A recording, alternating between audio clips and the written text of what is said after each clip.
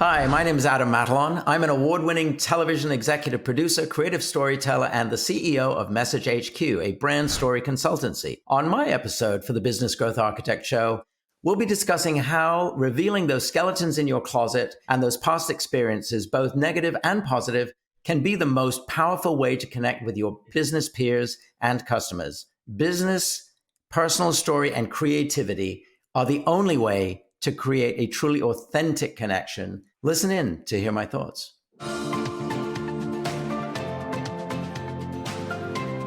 Welcome to the Business Growth Architect Show. I am Beate Chelette. I am the host. I want to welcome you to our globally top 10% ranked podcast, where you will hear from industry experts about the strategies that are working right now to unlock hidden opportunities in any market so that you can grow your authority and scale your impact. And now let's get started with the show.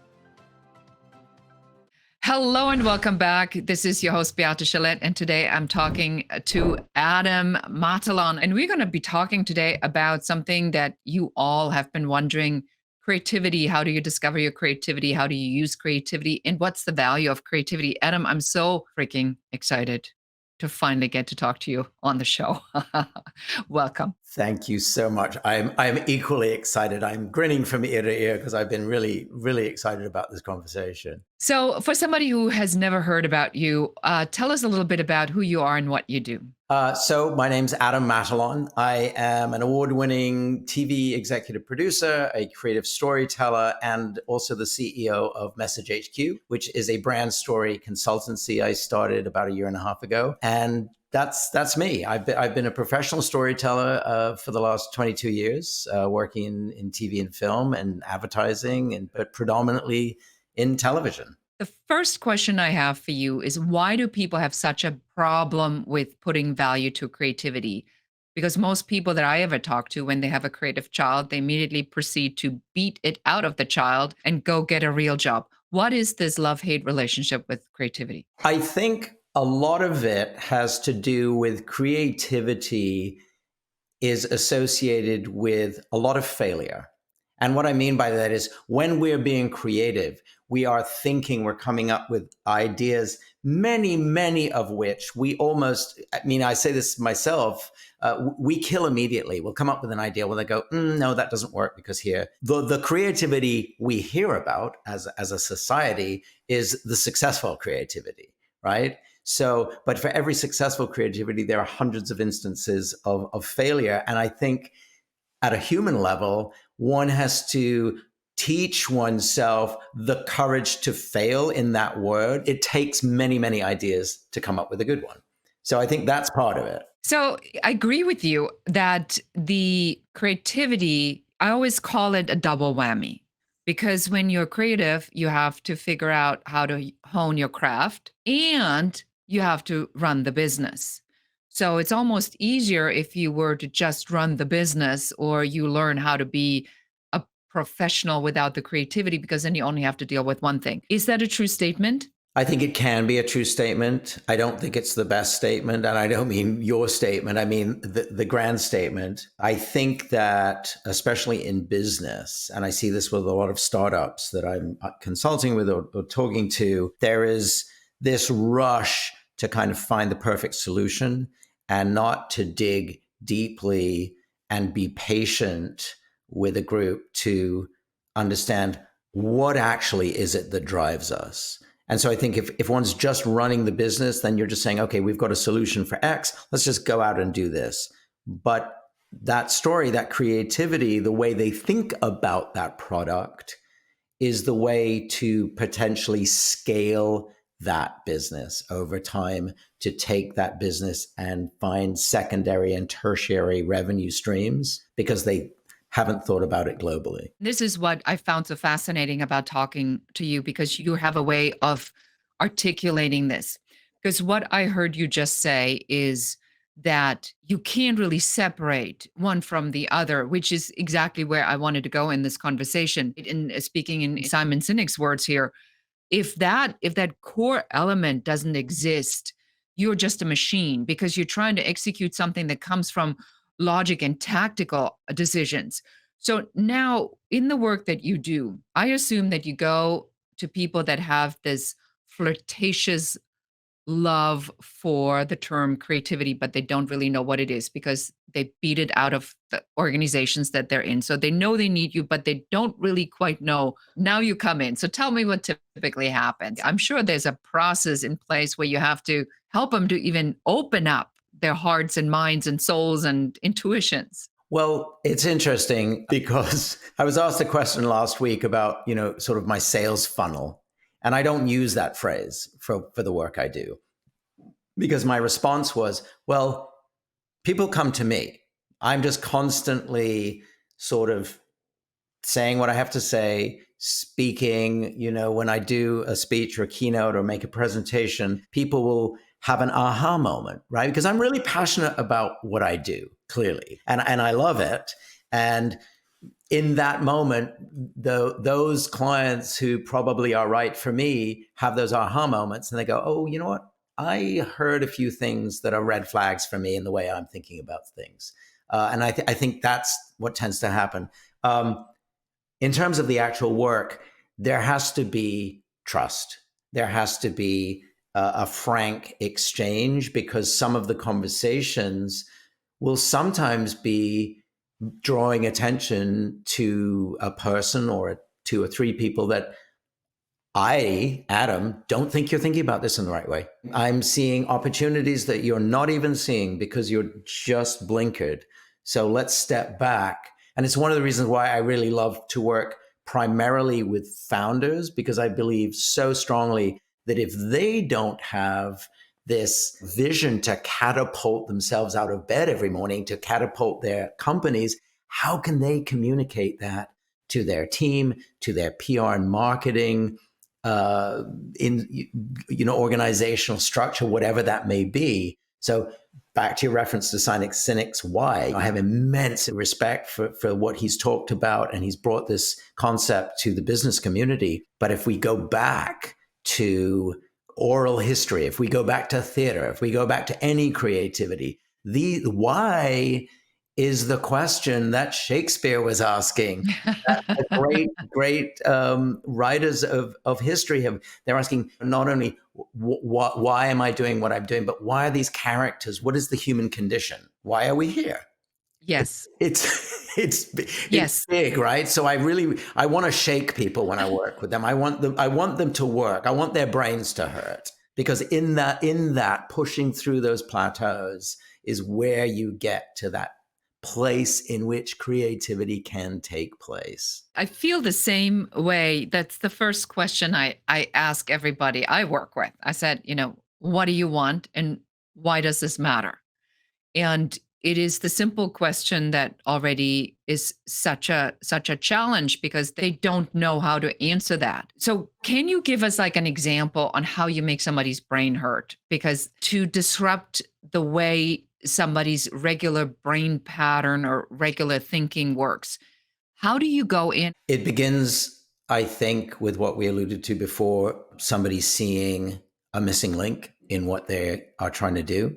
And I think in many cases, it is them coming to me to say, so how would you resolve this? Or what do you think? There's a company that I just got involved with that I'm really excited about. They're a startup, and I'm working with them both as a consultant, but also on the sort of foundational team. And I've taken us almost fractional CMO position with them. They have developed a revolutionary aerogel product, which uses this breakthrough patented science and technology and this near magical recipe. And those are my words, which are solving an endemic, long-standing challenge across many areas of the construction industry, right?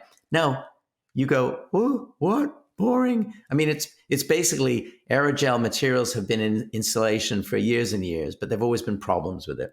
One of the things I have done with the two founders and the CEO is to force them to understand and to think about the fact that this is not a building material. Like, what are you doing? You're providing comfort and cost reduction to the end user, right? So what your product is doesn't matter. The result of your product is what matters. And suddenly, in thinking about that, they've made a human connection to something that is an inanimate building material.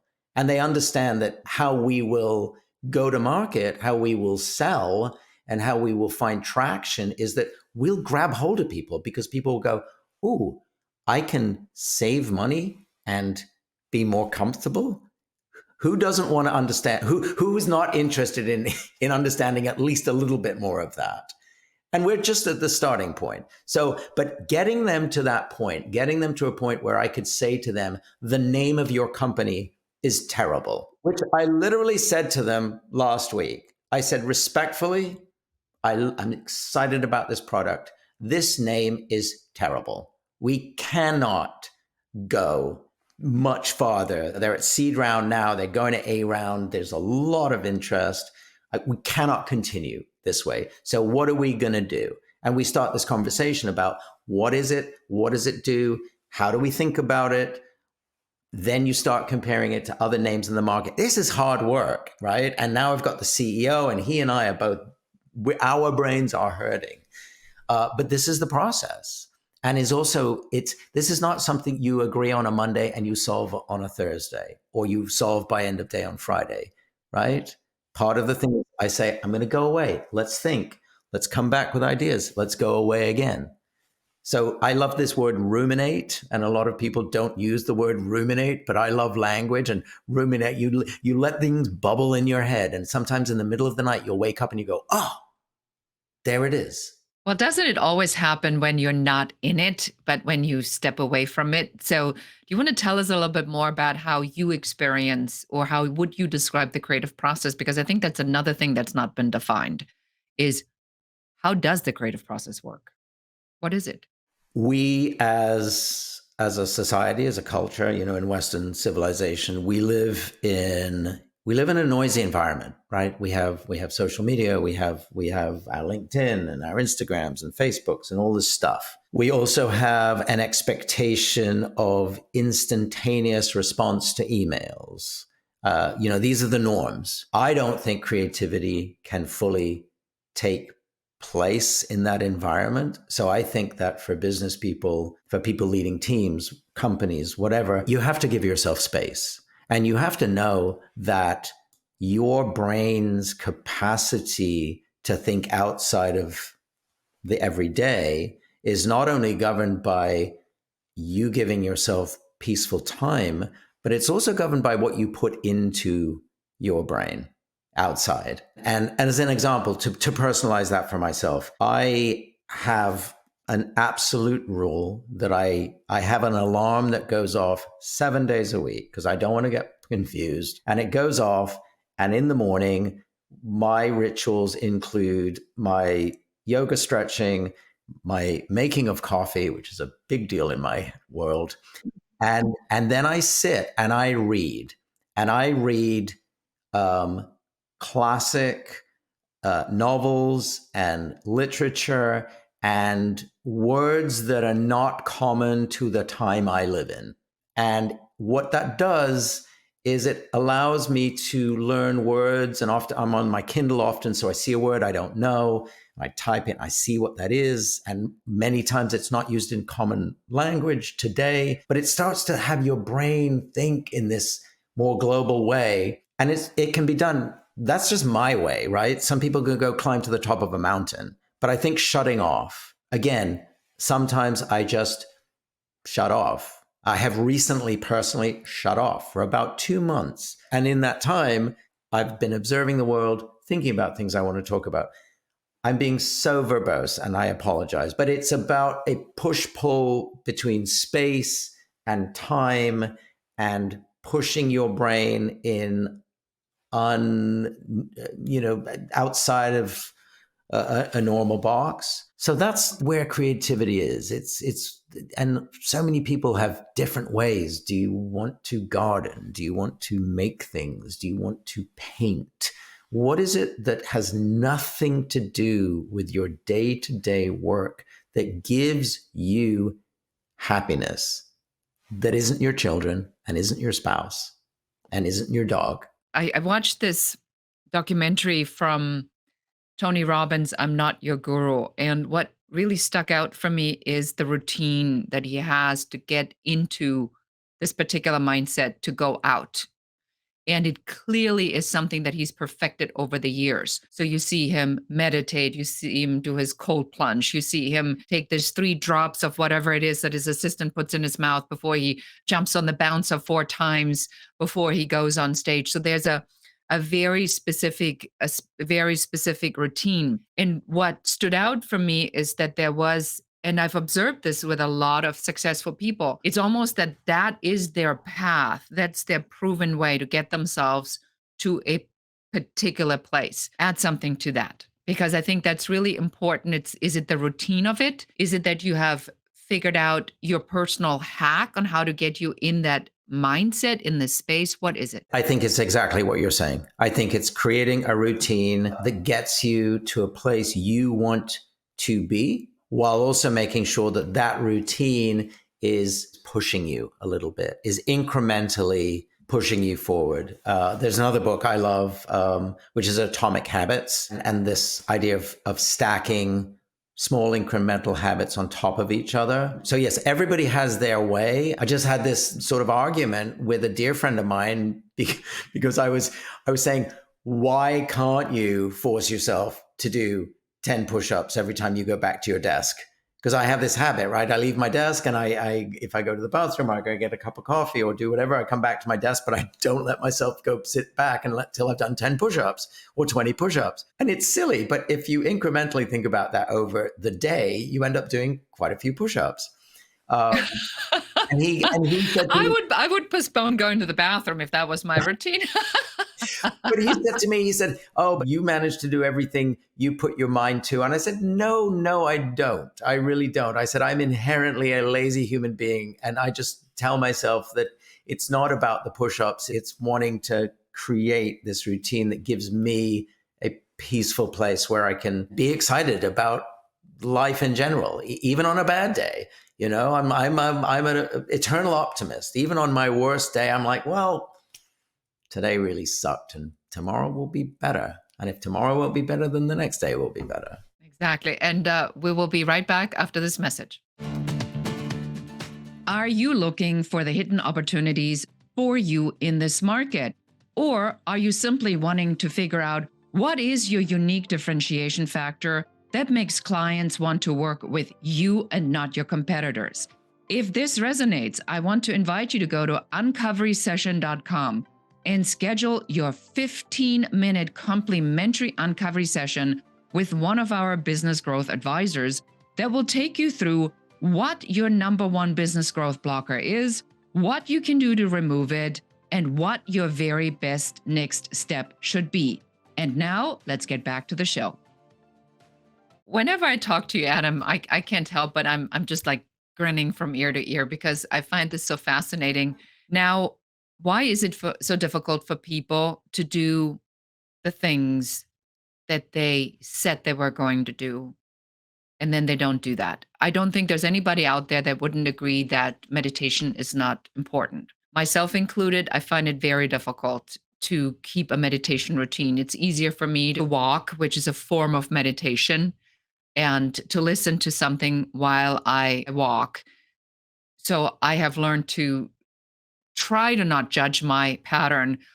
I know yoga is amazing. I just don't like it enough. Is it important to stick to something that is proven, or do we have the freedom to make adjustments? And is one thing better than the other? And how do I figure out what works for me? For me, again, I think it goes back to finding those things that make us happy. And I'm thinking of another friend who is a really fine craftsman in the sound engineering world of television and film. He is such a beautiful woodworker, and that is his hobby. And that is meditative for him. I love to garden. Like, I really like to garden.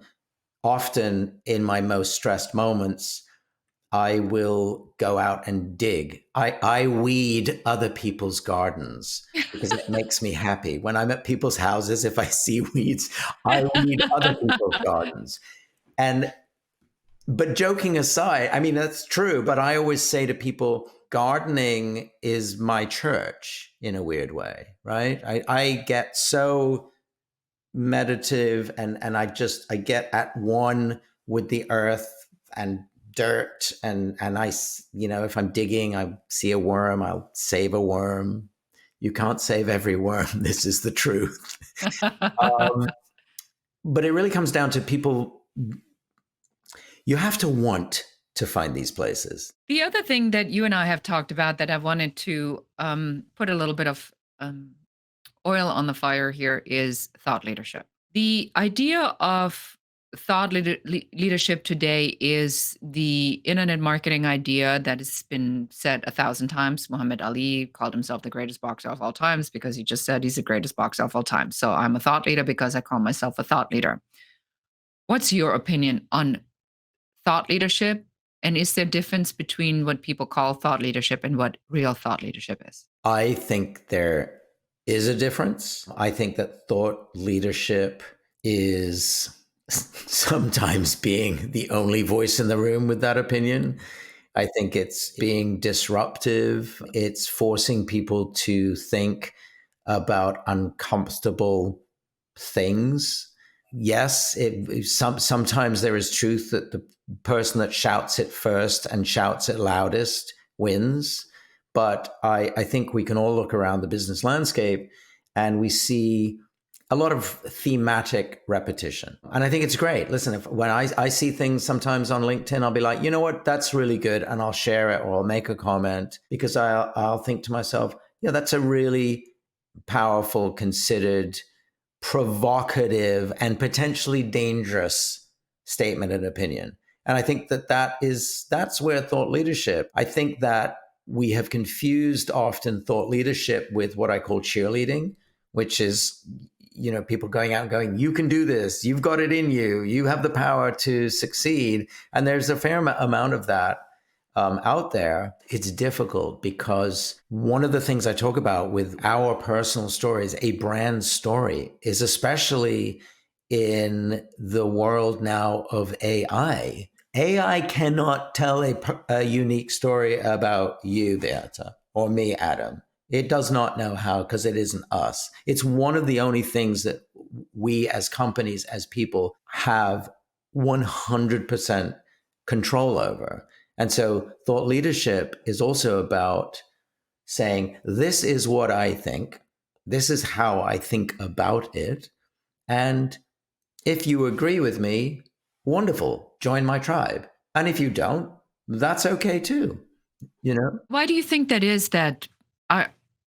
so if thought leadership is defined as an idea that I unapologetically present as my own because that is how I feel about it, because I think that is what thought leadership really is, without fear of being challenged or a fear of being ridiculed and saying, well, no, you guys this is not how I see it.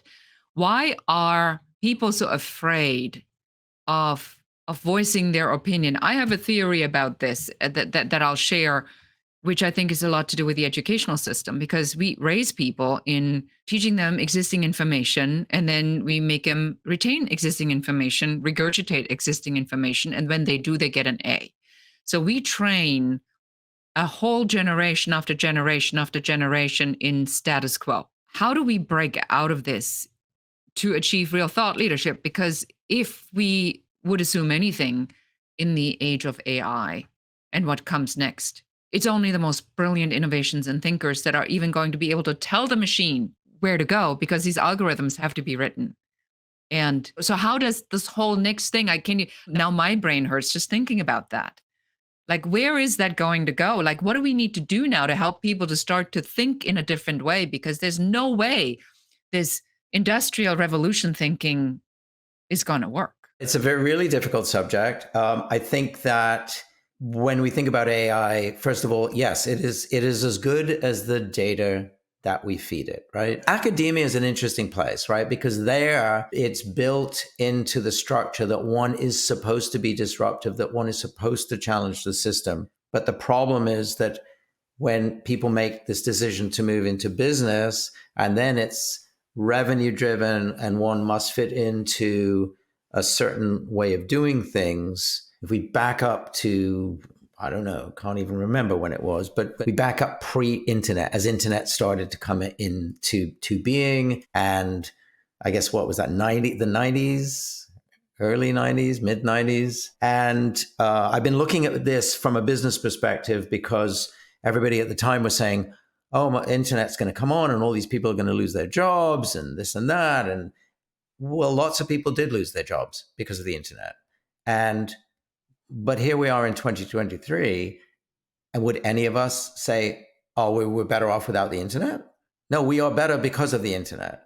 So yes, hundreds of thousands of people will probably lose jobs because of AI. But here's the beautiful thing. Human beings, we remain, for better or worse, and often for worse, at the top of the food chain. And why? Because we're one of the few species who have the ability to adapt at speed and to innovate at speed. So those people who don't adapt and don't innovate of themselves, they unfortunately will be left by the wayside, which is a shame. But there will be all of these other people who adapt and thrive. You know, we sort of get back into sort of Darwinian stuff, right? Because we're talking about survival of the fittest. And we still live in that world where fundamentally those who are fittest mentally, emotionally, physically push themselves forward. That brings us back to creativity, which is how we started this conversation, because ultimately, is it the creativity now that, if activated properly or if tapped into, is what is going to set you apart? Because knowing history on how we did this with outsourcing to China, so I think that humanity will do exactly the same. They're going to outsource everything and have AI do everything until they realize that AI is not going to go to the restaurant. A robot will not have a meal, and a robot will not get a massage, and a robot will not drive a car because there's no purpose for it, and a robot will not need to live in a house. So unless we pay attention to what we've learned in the past, which I'm not hopeful about, looking at what's going on in the world right now, we are going to go all the way to that side only to realize that what we've done is detrimental to ourselves. Is the only solution not always creativity of people that have this ability to not think about, how do I cut cost? How do I make this more efficient today? But also the visionaries, the thought leaders of the future. Is that not where you come in with the creativity? I think I do. And I hate to be immodest, but I think if you think about what is creativity, huge shifts in society were almost always driven by creativity. And let's think about it. The Renaissance period was driven by art and music and culture and a completely different approach to relationships and political structure occurred out of that. The Industrial Revolution also came out of creativity because part of creativity is dreaming. And people started to dream about, what if I could speak to somebody at the end of a electrical line? What if I could get an engine to drive without horses? What if I could build a car? What if I could fly? You know, these people, all of those, names synonymous with the Industrial Revolution and innovation, they all dreamed of what if. We dreamed of, how does man get to the moon? So if you homogenize society, if you homogenize thought to a sort of status quo, soupy, genericness, making up weird words now, you can't. So it will be left to the dreamers and the people who go, no, there is there is this thing we can think about. Why are we happy with just the way it is?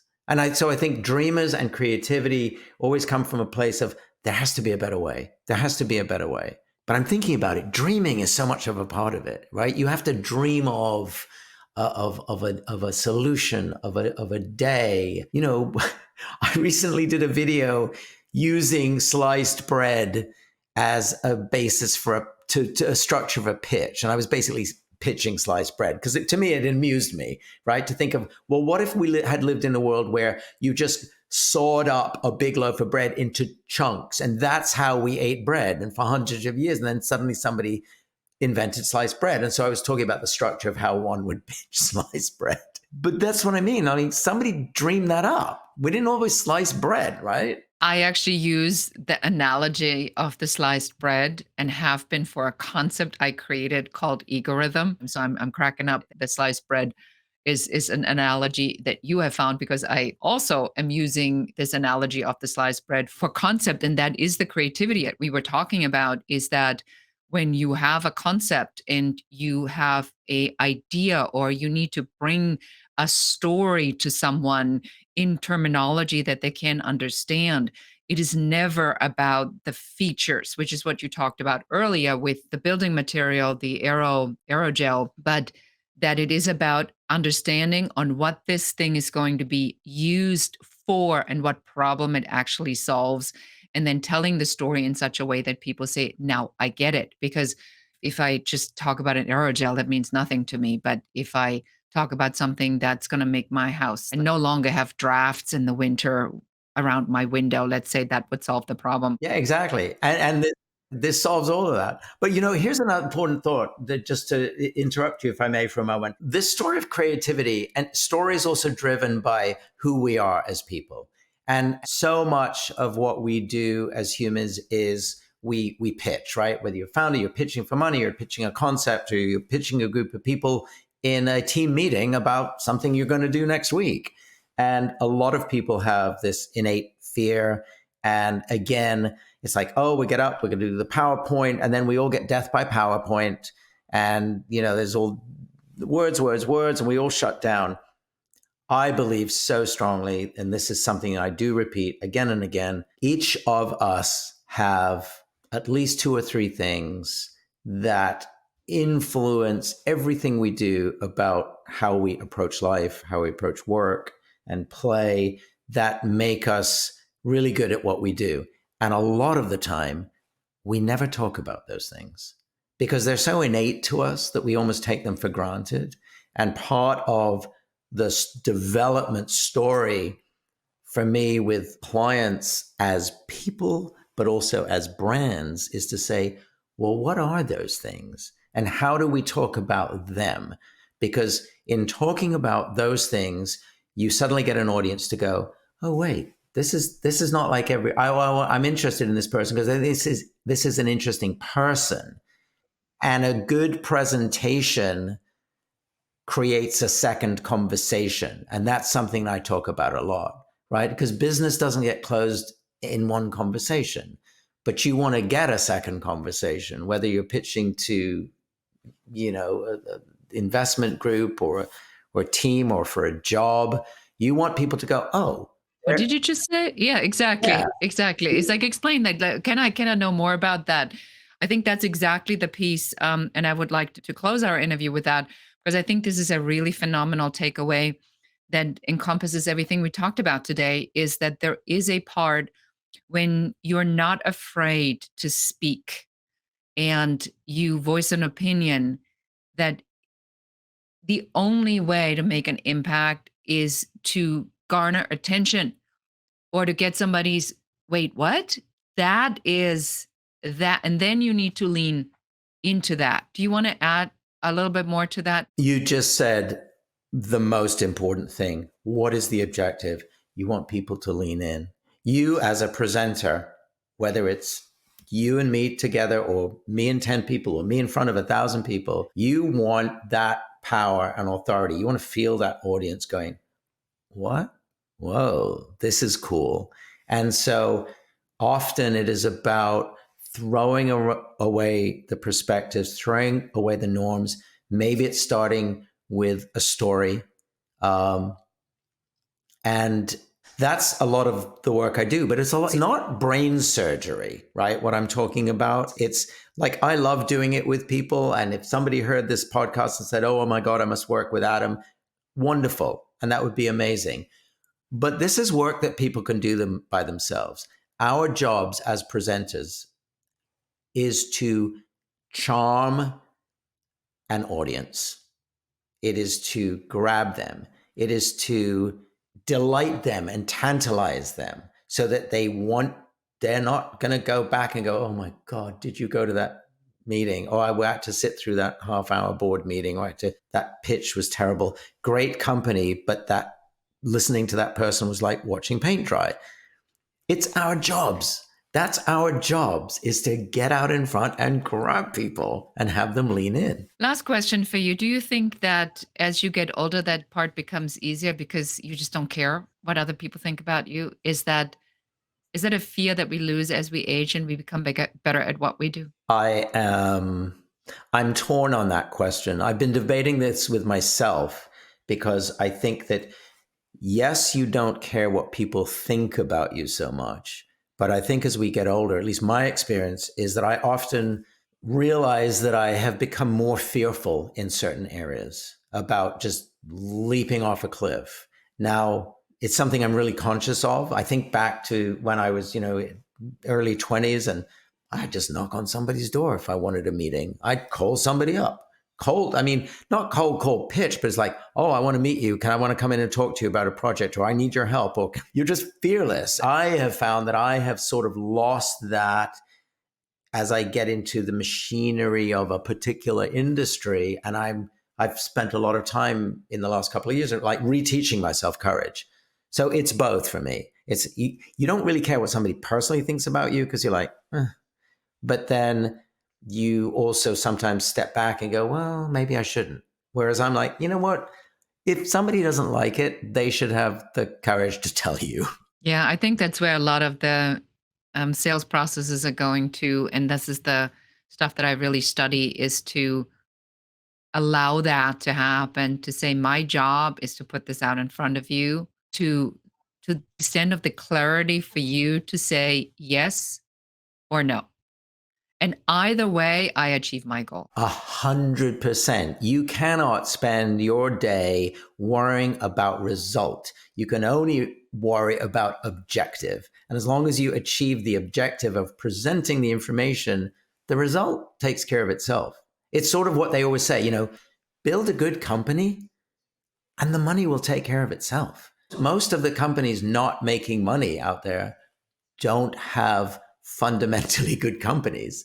There's something wrong, right? That is almost always fixable. Takes us round robin back to creativity. Why are we not looking at it a different way? How are we not spinning the ball, looking at it from every angle, looking at it from above, looking at it from below? How do we solve the problem? Yeah, you're absolutely correct. So for somebody, Adam, who now is your number one fan, where do we send them? How can they find out more about you? So everybody can find me. I am Adam Matalon on LinkedIn. Great way to find me. I do not keep my email address a secret. It is adam@messagehq.net. People are more than welcome to email me. But yeah, LinkedIn and email is best way to get me. I always jokingly say that if you go on Instagram to try to find me, you will see nothing about work. You will see a selection of, I hope, comedic videos that I make from around the world. I will check it out and I'll let you know my opinion on this. Adam, it's been an absolute pleasure to have you on the show. Thank you so much for taking the time and talking to us about creativity. Could talk to you for hours. This is so much fun. Thank you so much for being here. And that is it for us for today. Thank you so much for listening or watching the video. And until next time, and goodbye. This is your host, Beate Chelette. Thank you for listening to or watching the show. We are so excited that you're here and we are very grateful for you. Now it's our turn to ask you for help. Please do share this episode with one other person that needs to hear what we were talking about today. If there's any question you have about business, please do reach out to us and let us know. And don't forget to schedule your complimentary Uncovery session at uncoverysession.com, where one of our business growth advisors will help you to figure out what your number one business growth blocker is in only 15 minutes. And that's it for us today. Until next time.